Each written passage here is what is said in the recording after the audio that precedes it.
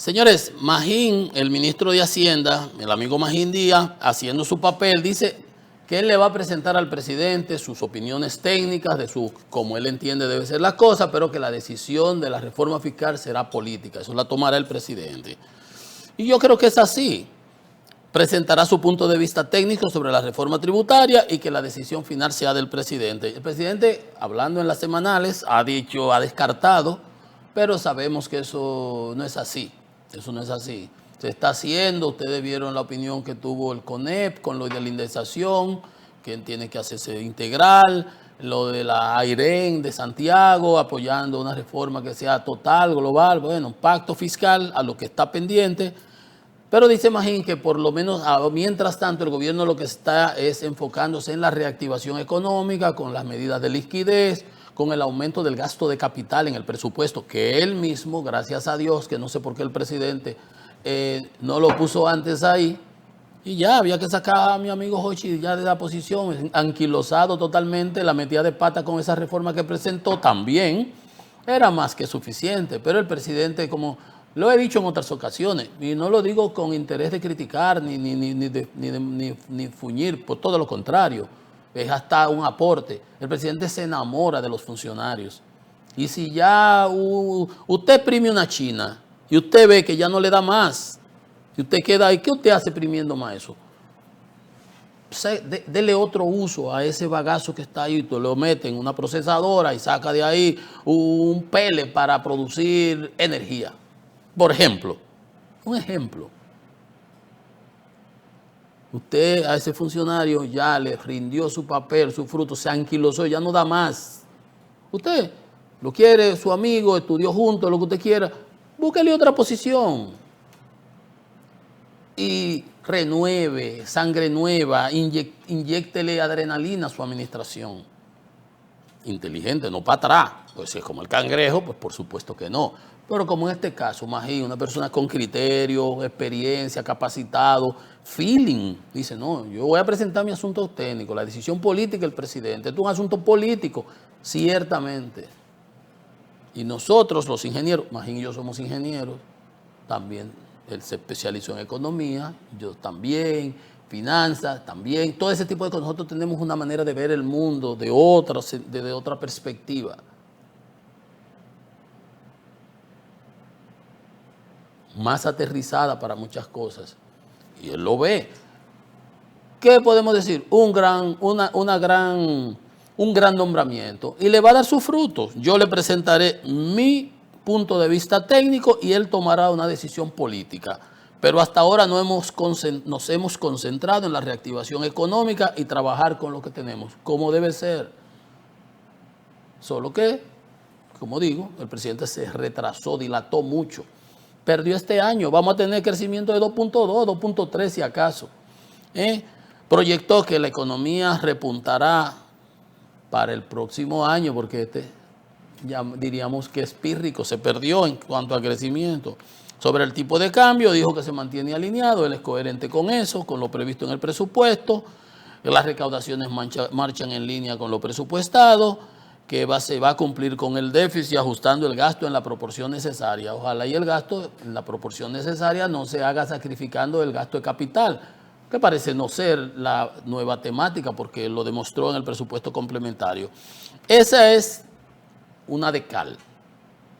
Aquí viene otra de arena. Esa es la posición oficial del ministro de Hacienda, la persona con más calidad para hablar de ese tipo de cosas.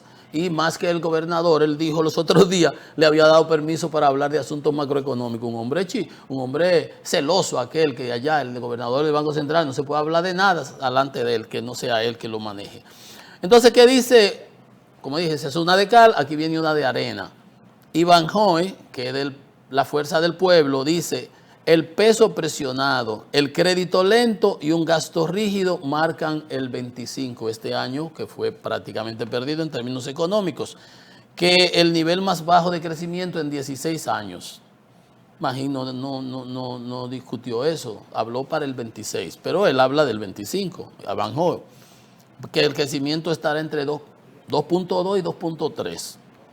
El sector externo pujante junto a una economía interna estancada es una evidencia clara de que el país está atrapado por una inercia, una especie de anomia.